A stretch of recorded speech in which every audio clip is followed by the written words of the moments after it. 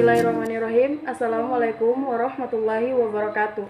Terima kasih atas kesempatan yang telah diberikan. Pada kesempatan kali ini akan dipresentasikan salah satu tugas bioanorganik yang mengangkat tema peran seng dalam tubuh manusia. Sebagai pendahuluan, seng adalah elemen terpenting dalam tubuh dan memang begitu sangat diperlukan.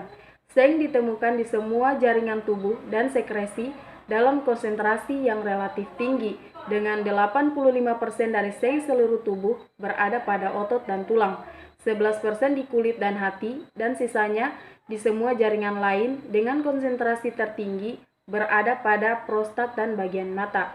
Jumlah rata-rata seng dalam tubuh orang dewasa berkisar antara 1,4 sampai 2,3 gram seng. Seng adalah satu-satunya logam yang merupakan kofaktor bagi lebih dari 300 enzim dan peran utamanya adalah dalam stabilisasi dari struktur sejumlah besar protein termasuk enzim pensinyalan di semua tingkat transduksi dan faktor transkripsi. Sumber seng. Seng terdapat pada berbagai jenis bahan pangan. Tiram mengandung seng dalam jumlah terbesar per takaran sajinya. Dalam kehidupan sehari-hari, daging dan unggas memenuhi mayoritas kebutuhan seng karena lebih sering dikonsumsi. Sumber-sumber seng yang lain yang dapat dikonsumsi berasal dari biji-bijian, kacang-kacangan, makanan laut, gandum-ganduman, dan produk-produk susu. Di dalam tubuh, sistem penyerapan seng yang berasal dari sumber hewani berlangsung lebih baik daripada yang berasal dari bahan nabati. Hal utamanya disebabkan oleh penghambatan penyerapan seng dari bahan anti-nabati yang berasal dari asam fitat dalam gandum-ganduman, serelia, kacang-kacangan, dan lain sebagainya. Asam fitat dapat bertindak sebagai anti-nutrisi yang mekanisme kerjanya dapat menghambat penyerapan seng pada bahan nabati. Selanjutnya adalah peran seng. Dalam kesempatan kali ini akan dipaparkan beberapa peran dari seng itu sendiri bagi tubuh kita. Yang pertama adalah peran seng sebagai kofaktor dari enzim karboksipeptidase. Sebagai pengertian, enzim karboksipeptidase adalah enzim yang disintesis di pankreas dan disekresikan ke dalam usus kecil. Enzim ini menghidrolisis peptida amida pertama yang mengikat karboksil pada ujung C terminal dari protein dan peptida.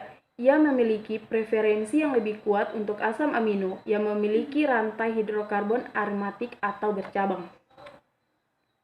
Pada slide dapat dilihat adanya substrat dan sisi aktif, di mana sisi aktif menyediakan rantai samping asam amino tetangga terdekat yang berinteraksi dengan substrat, dan ada beberapa daerah yang diminati. Yang pertama, daerah yang mengandung kantong hidrofobik yang diperlihatkan yang menampung rantai samping aromatik dari hidrokarbon bercabang pada peptida substrat.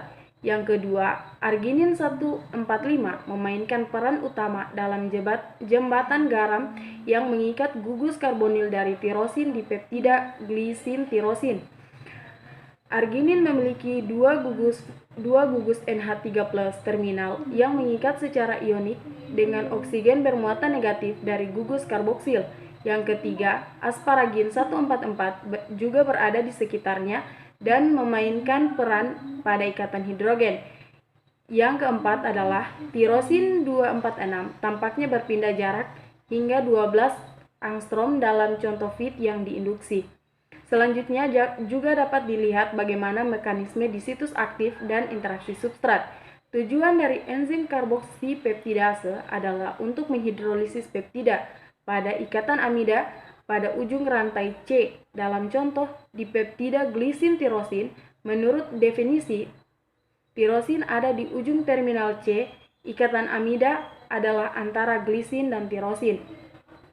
Berbagai mekanisme yang telah diusulkan untuk bagaimana ikatan ini putus, seperti yang ditujukan pada garis bergerigi merah pada grafik yang dapat dilihat pada slide. Dulu pernah diduga bahwa ikatan karbonil dapat diaktifasi melalui interaksi antara ion seng. Hal ini menyebabkan penambahan gugus OH dari air ke karbonil untuk menghasilkan asam dan putusnya ikatan CN. Mekanisme yang diusulkan saat ini adalah arginin 127 yang berinteraksi dengan karbonil seperti yang ditunjukkan pada gambar dalam slide. Selanjutnya adalah peran seng dalam DNA. Dapat dilihat secara biokimia, seng terlibat dalam biosintesis DNA atau yang disebut dengan asam deoksiribonukleat dan diduga sebagai aktivator enzim kolagen sintase, yaitu suatu enzim yang berperan dalam biosintesis kolagen dan meningkatkan perbaikan jaringan. Peran struktural seng karena sifat fisika dan kimianya memainkan peran struktural dan fungsional dalam beberapa protein yang terlibat dalam replikasi DNA dan sebaliknya, yaitu transkripsi, dan masih sangat penting untuk fungsi angka dari metaloprotein. Dalam slide dapat dilihat salah satu finger zinc yang memainkan peran penting dalam sintesis DNA. Selanjutnya adalah struktur karbonat anhidrase 2 ZnCa2 dengan Zn sebagai kofaktor. Dalam slide dapat dilihat pada gambar A menunjukkan sisi aktif terdiri dari situs pengikatan seng, daerah hidrofobik atau hidrofilik, dan saluran masuk. Gambar yang kedua menunjukkan jaringan air di situs aktif yang bertanggung jawab untuk transfer proton yang ditunjukkan pada gambar berwarna merah, dan substrat atau produk atau pertukaran air yang ditunjukkan pada gambar berwarna biru selama katalisis enzim. Yang ketiga adalah mekanisme reaksi hidrasi CO2 ZnCa2. Baik, selanjutnya adalah mekanisme reaksi hidrasi CO2 ZnCa2. Yang pertama, CO terikat ke situs aktif menyebabkan serangan nukleofilik oleh ion hidroksil yang terikat seng ke CO2. HCO3- yang terbentuk kemudian digantikan oleh molekul air yang mengalir melalui EC. Yang kedua, molekul HCO3 kemungkinan berikatan dengan ion Zn2+ dalam mode monodentat dan gugus OH- nya tertahan di ion Zn2+ karena ikatan hidrogen dengan THR 19952. Yang ketiga, konfigurasi pengikatan produk ini menyebabkan interaksi yang lemah antara produk dan ion Zn2+, sehingga memfasilitasi disosiasi produk yang cepat. Akhirnya terjadi transfer proton yang terjadi melalui jaringan WZN menjadi W1 menjadi W2 dan selanjutnya menjadi histidin 64 yang disediakan oleh perancah protein. Selanjutnya adalah peran seng sebagai kofaktor enzim alkohol dehidrogenase. Pada slide dapat dilihat bagaimana alkohol dehidrogenase juga merupakan penyusun. Salah satu unsur penyusunnya adalah Zn, yang mana Zn pada alkohol dehidrogenase berupa ion, yaitu Zn2+. Seng alkohol dehidrogenase adalah oksireduktase yang termaksud dalam subfamili MDR atau medium chain dehidrogenase reduktase protein.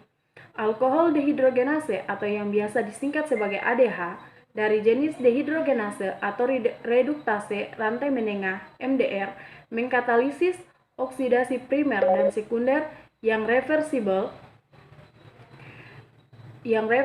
alkohol ke aldehida dan keton, masing-masing menggunakan koenzim NADH atau NADPH dalam proses transfer hibrid. Yang ketiga adalah peran seng sebagai imunoresistensi. Gambar pada slide menunjukkan mekanisme di mana seng atau Zn dapat memodulasi keseimbangan antara aktivitas jenis sel T helper, TH1, TH2, dan TH3, dan dengan demikian mengubah kekebalan menjadi infeksi. Pada gambar A menunjukkan keterlibatan tidak langsung dari homeostatis antara metalothionin yang biasa disingkat MTS sintase, oksida nitrat terinduksi atau yang biasa disingkat inos, dan poliadeperidosa polimerase dimediasi oleh sitokin proinflamasi interleukin atau yang biasa disingkat dengan IL-1 dan IL-6 menghasilkan perbaikan DNA dengan PARP dan perlindungan dari kerusakan oksidatif oleh MTR.